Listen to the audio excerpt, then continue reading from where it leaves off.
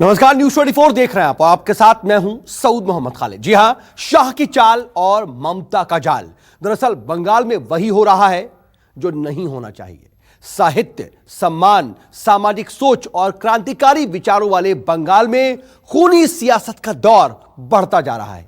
BJP और TMC के बीच चुनावी जंग में अब हत्याएं, आगजनी और सरेआम लाठी और पत्थर चल रहे हैं। शुभेंदु अधिकारी के बीजेपी में शामिल होने के बाद से बंगाल के कई जिलों में बीजेपी और टीएमसी के बीच हिंसक टकराव हो रहे हैं। आखिर सियासी लड़ाई में इस तरह के खूनी संघर्ष की असली वजह क्या है? देखिए बैटल ऑफ बंगाल पर न्यूज 24 की एक्सक्लूसिव रिपोर्ट।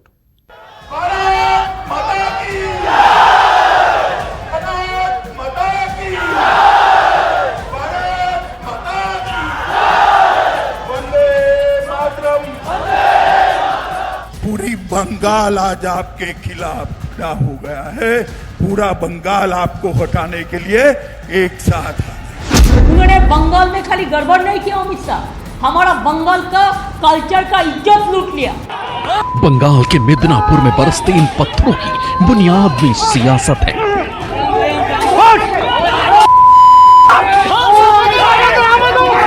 इन पत्थरों का मकसद है सियासी संघर्ष को खूनी रंग देना।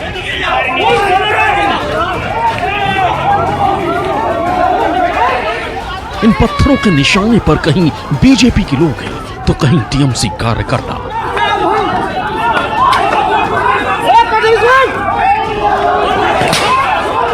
लोकतंत्र की लड़ाई में ऐसी हिंसा के लिए कोई जगह नहीं होनी चाहिए।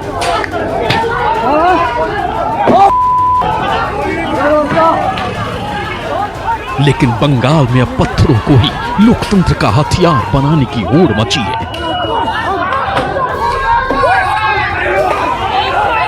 मिदनापुर में शुभेंदु अधिकारी के समर्थक और टीएमसी कार्यकर्ताओं के बीच पत्थर चले। लाठी डंडों से हमले हुए, सरेआम मारपीट हुई। टीएमसी और बीजेपी दोनों ओर से कई लोग घायल हुए।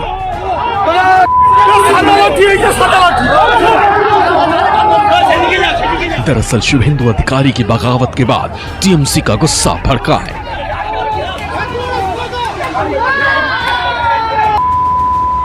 पार्टी के बड़े नेताओं ने उनके गढ़ में सियासी चुनौती देने के लिए नंदीग्राम में रैली आयोजित की। उस रैली से पहले शुभेंदु के समर्थकों ने रामनगर विधानसभा में जुलूस निकालकर बीजेपी का प्रचार शुरू कर दिया। टीएमसी के लोगों ने इसे अपने वर्चस्व को चुनौती माना और पथराव शुरू कर दिया।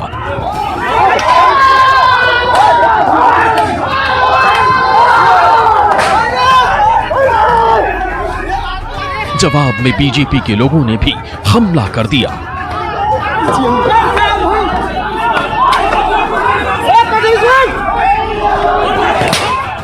पश्चिम बंगाल का मिदनापुर जिला टीएमसी और बीजेपी के लिए महाभारत का केंद्र बन चुका है।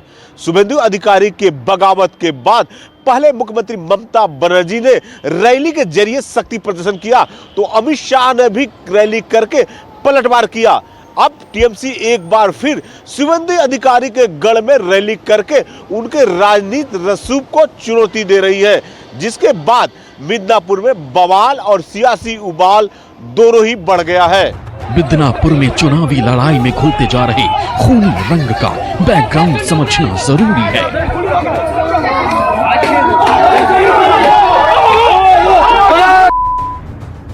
10 दिसंबर को ममता के भतीजे अभिषेक बनर्जी की सियासी गढ़ डायमंड हार्बर में बीजेपी अध्यक्ष जेपी नड्डा और कैलाश विजयवर्गीय की गाड़ियों पर पथराव हुआ। इन हमलों के बाद 19 दिसंबर को मिदनापुर में शाह की मौजूदगी में शुभेंदु अधिकारी बीजेपी में शामिल हुए। इस बात से भड़के टीएमसी के लोगों ने हुगली समेत कई शहरों में शुभेंदु को गद्दार बताते हुए उनके पोस्टर फूके। 22 दिसंबर को ही शुभेंदु ने वर्धमान में रैली की और ममता पर हमला बोला। जवाब में टीएमसी ने 23 दिसंबर को शुभेंदु के गढ़ मिदनापुर में रैली आयोजित कर दी।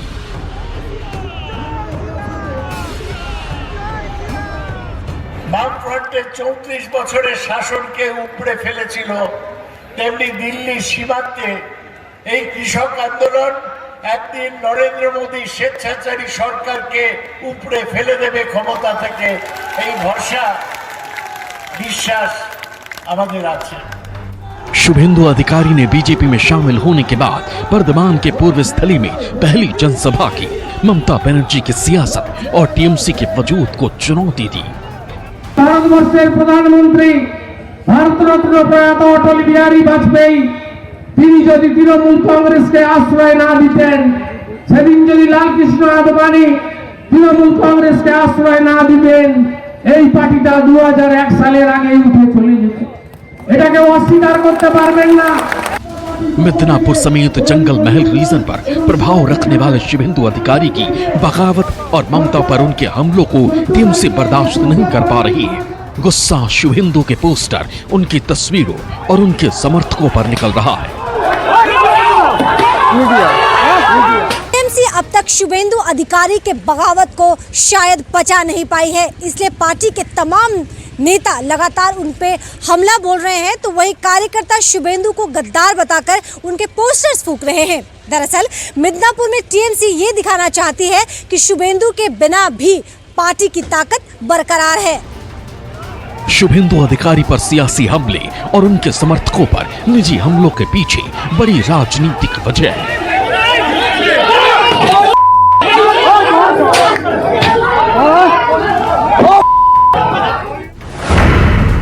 शुभेंदु अधिकारी मिदनापुर और जंगल महल रीजन में प्रभावशाली। टीएमसी मिदनापुर जंगल महल रीजन में शुभेंदु को चुनौती। शुभेंदु अधिकारी दक्षिण और सेंट्रल बंगाल की 65 सीटों पर असरदार। टीएमसी अधिकारी परिवार वाली सीटों पर वर्चस्व बनाए रखने की कोशिश। शुभेंदु अधिकारी जंगल महल रीजन में बीजेपी को स्थापित करने की कोशिश। टीएमसी शुभेंदु के खिलाफ खुद को ताकतवर दिखाने की कोशिश। शुभेंदु अधिकारी मिदनापुर में अपना वर्चस्व बनाए रखने की चुनौती। टीएमसी मिदनापुर में शुभेंदु को कमजोर दिखाने की कोशिश। शुभेंदु अधिकारी मिदनापुर में शाह की रैली करवाई। टीएमसी मिदनापुर में ममता और टीएमसी ने रैलियां प्लान की। यूं तो बंगाल के कई जिलों में बीजेपी और टीएमसी के बीच हिंसक टकराव हो रहे हैं, लेकिन मिदनापुर और शुभेंदु अधिकारी के प्रभाव वाली जगहों पर चुनावी हिंसा सीधे तौर पर वर्चस्व की लड़ाई है।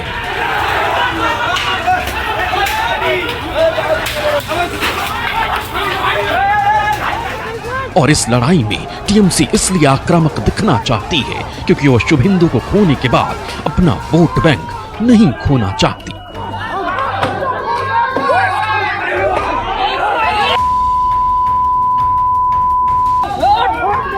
आसनसोल से अमरदेव पासवान और नॉर्थ 24 परगना से चंद्रशेखर तिवारी के साथ मनोज पांडे, न्यूज़ 24 कोलकाता।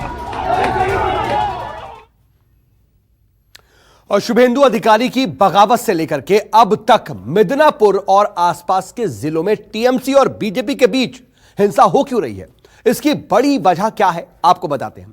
दरअसल क्या हुआ ये जान लीजिए। हुआ ये कि शुभेंदु के साथ टीएमसी के कई बड़े नेता बीजेपी में शामिल हुए। इसका असर यह कि टीएमसी के अपने मजबूत गढ़ में नेता और वोट बैंक टूटने का उसे डर सताने लगा। इसके अलावा क्या हुआ, दक्षिण बंगाल में बीजेपी को स्थापित करने की शुभेंदु की कोशिश यह नजर आई। इसका असर यह कि दक्षिण बंगाल में टीएमसी को अपना जनाधार खोने का डर सता रहा है। वहीं हुआ क्या, मिदनापुर और आसपास शुभेंदु और उनका परिवार काबिज है। असर यह कि मिदनापुर और जंगल महल से शुभेंदु का प्रभाव कम करने की अब टीएमसी कोशिश कर रही है। क्या हुआ, मिदनापुर में नंदीग्राम आंदोलन से शुभेंदु ने टीएमसी का जनाधार बढ़ाया था। असर यह हुआ था कि मिदनापुर में शुभेंदु के बिना टीएमसी का जनाधार बचाने एक तरीके से बहुत बड़ी चुनौती उसके लिए है। वहीं दक्षिण बंगाल के 19 में से 8 जिलों में राज्य की 57 विधानसभा सीटों आती हैं और इसका असर यह कि दक्षिण बंगाल में 2021 में टीएमसी के सामने सीटें बचाने की बड़ी चुनौती है। इसके अलावा 2019 में बीजेपी ने 18 सीटें जीती, लेकिन दक्षिण बंगाल में वो सेंग नहीं लगा पाई। असर यह कि दक्षिण बंगाल में टीएमसी के लिए वहां अपने नेता और वोट बैंक दोनों बीजेपी से बचाकर तीसरी बार जीतने की चुनौती है, क्योंकि अब तो शुभेंदु बीजेपी के साथ है।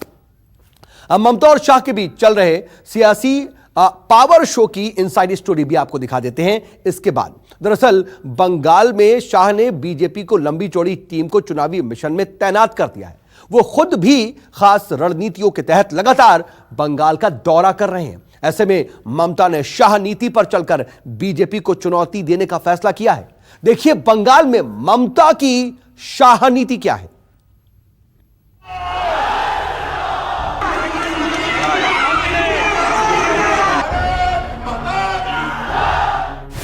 बंगाल चुनाव में अब ममता की शाह नीति।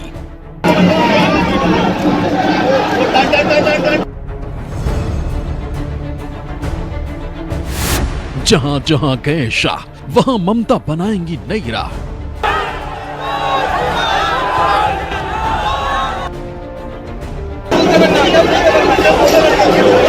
जहां शाह का शक्ति प्रदर्शन वहां ममता का मास्टर स्ट्रोक।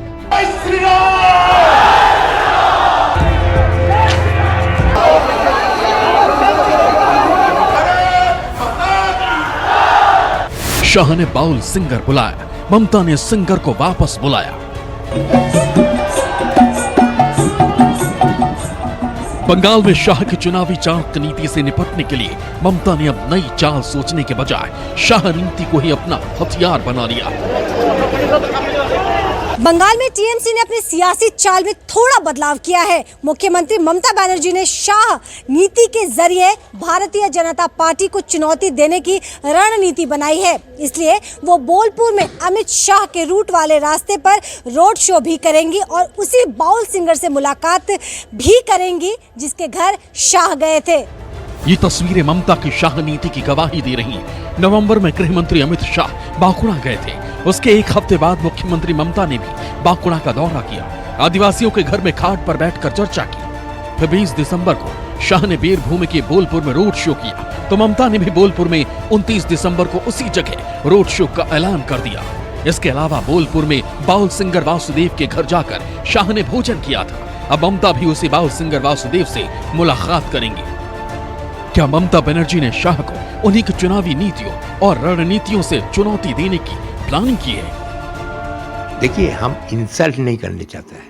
हमारा जो 2 लाख 3 लाख जो बाउल शिल्पी है, दूसरा शिल्पी है, हम उसको बेइज्जत नहीं करने चाहते हैं।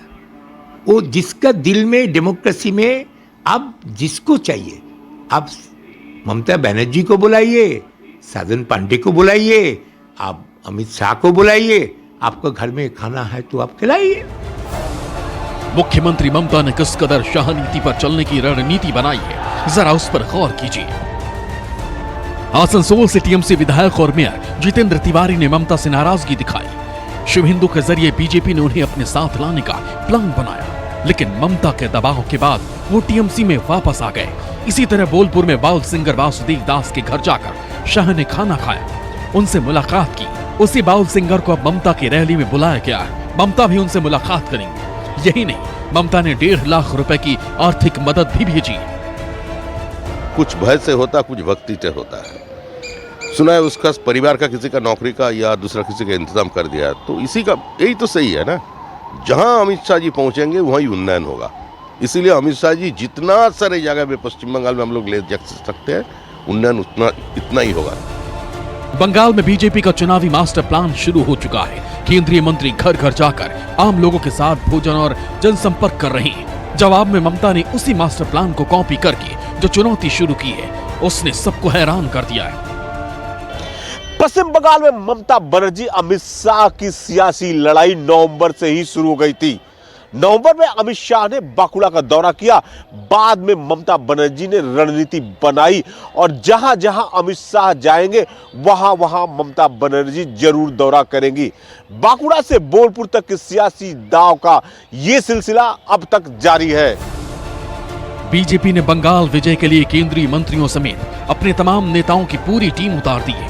ममता ने भी टीएमसी के नेताओं को चुनावी मिशन में लगा दिया है, लेकिन लगता है शाह की रणनीति का मुकाबला करने के लिए वो खुद शाह नीति पर चलकर चुनौती देंगे। आसनसोल से अमरदेव पासवान के साथ मनोज पांडे, न्यूज़ 24 कोलकाता। बता दें कि ममता बनर्जी के लिए बैटल ऑफ बंगाल में अब बीजेपी और ओवैसी के अलावा तीसरी चुनौती भी आ गई है। जी हां, उस तीसरी चुनौती का नाम है पीरजादा अब्बास सिद्दीकी। दरअसल पीरजादा की नजर भी ममता के 2016 में मिले 41% मुसलमानों के वोटों पर है। जी हां, और इसीलिए उन्होंने अपने पहले ही सियासी जलसे में ममता के खिलाफ हल्ला बोलते हुए अल्लाह के नाम पर वोट मांगा है। देखिए ममता के लिए इस तीसरी चुनौती के आखिर मायने क्या है।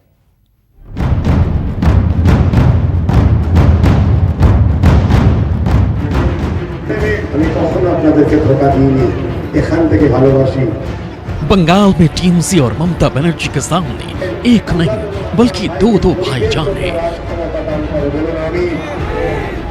इन दोनों भाईजान का आधार है मुसलमान, जो ममता के वोट बैंक में मचाएंगी घमासान। मुख्यमंत्री ममता और असदुद्दीन ओवैसी बंगाल चुनाव में जब मुस्लिम कार्ड खेलेंगे तब खेलेंगे, लेकिन पीरजादा अब्बास ने तो अपने पहले ही जलसे में सबसे बड़ा धार्मिक दाव चल दिया। দোয়া করবেন আল্লাহ যেন আপনার ভাইকে গরিবের জন্য রাজ ক্ষমতা দান করে, বলুন আমিন। নাম্বার 2, নিজেরা নিজেদের মা বাপ ভাই বোন আত্মীয় স্বজন ভেতরে ভেতরে ভেতরে ভেতরে সব বুঝিয়ে রেডি করে রাখেন, কোন রকম হুড়োহুড়ি নয়। যে যা বলবে সবাইকে বলবেন হ্যাঁ আমার সাথে চল রে চল, রিয়াল লেখনারে লেখ, কিন্তু ঠিক জায়গায় ঠিক সময়ে ঠিক দিনে একসাথে গিয়ে ভাইজানের কথায় বাবাজির কথায় 2021 ভোট দিয়ে দেবেন। बंगाल विधानसभा चुनाव के मद्देनजर पीरजादा अब्बास ने हावड़ा में जलसा करके अल्लाह की कसम दिलाकर वोट मांगने की जो अपील की है, उससे टीएमसी को बड़ी चुनौती का सामना करना पड़ सकता है। मुख्यमंत्री ममता बनर्जी के सामने बीजेपी के अलावा दो बड़ी चुनौतियां हैं, एक असदुद्दीन ओवैसी तो दूसरा पीरजादा अब्बास सिद्दीकी।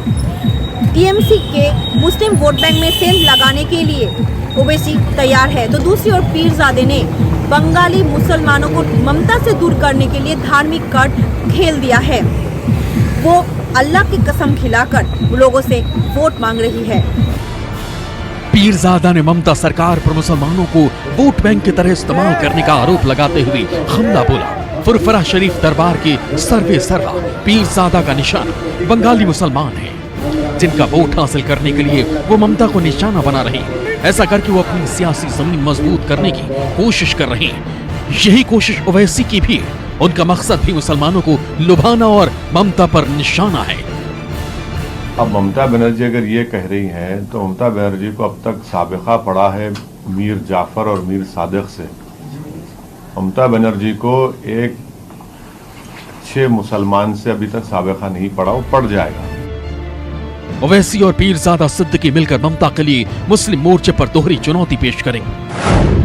असदुद्दीन ओवैसी 70 सीटों पर लड़ सकते हैं, पीरजादा अब्बास 45 सीटों पर लड़ने की संभावना। टीएमसी पर असर 110 सीटों पर सीधा नुकसान। असदुद्दीन ओवैसी 30% मुस्लिम आबादी पर नजर, पीरजादा अब्बास बंगाली मुस्लिमों पर जोर। टीएमसी पर असर मुस्लिम वोट बैंक घटने का खतरा। असदुद्दीन ओवैसी मुस्लिम बाहुल्य 16 जिलों में अभियान, पीरजादा अब्बास हावड़ा हुगली और आसपास के जिलों में अभियान। टीएमसी पर असर मुस्लिम बहुल 30 सीटों पर संकट। असदुद्दीन ओवैसी बिहार की तरह मुस्लिमों के ध्रुवीकरण की कोशिश, पीरजादा अब्बास धार्मिक आधार पर मुस्लिम ध्रुवीकरण की कोशिश। टीएमसी पर असर अल्पसंख्यक हित वाली सियासत को नुकसान। असदुद्दीन ओवैसी टीएमसी के 41% मुस्लिम वोट बैंक पर नजर, पीरजादा अब्बास लेफ्ट कांग्रेस के 33% वोट बैंक पर नजर। टीएमसी पर असर 2021 में करीब 40 सीटें खोने का खतरा। पीरजादा सिद्दीकी धर्मगुरु हैं, इसलिए उनकी सभाओं में भीड़ जुट रही है, लेकिन बंगाल विधानसभा चुनाव की लड़ाई में वो पहली बार उतरे हैं। उनके सारा जोर बंगाली मुसलमानों पर है, इसलिए निशाने पर टीएमसी है। यानी ममता बनर्जी को एक तरफ बीजेपी से अपना हिंदू वोट बैंक बचाना होगा, तो दूसरी ओर ओवैसी और पीरजादा से मुस्लिम वोट बैंक भी बचाना होगा। अमरदेव पासवान के साथ मनोज पांडे, न्यूज़ 24, कोलकाता। कुल मिलाकर के बंगाल की जो इस बार 2021 विधानसभा चुनाव की लड़ाई है, वो हर बार से बिल्कुल जुदा और बिल्कुल दिलचस्प नजर आ रही है। नमस्कार, मैं हूं मानक गुप्ता। अगर आपको हमारा ये वीडियो पसंद आया हो तो इसे लाइक और शेयर जरूर करें, और हां, हमें सब्सक्राइब और फॉलो करना ना भूलें, ताकि आप देश और दुनिया की कोई खबर मिस ना करें। तो जुड़े रहिए हमारे साथ और देखते रहिए न्यूज़ 24।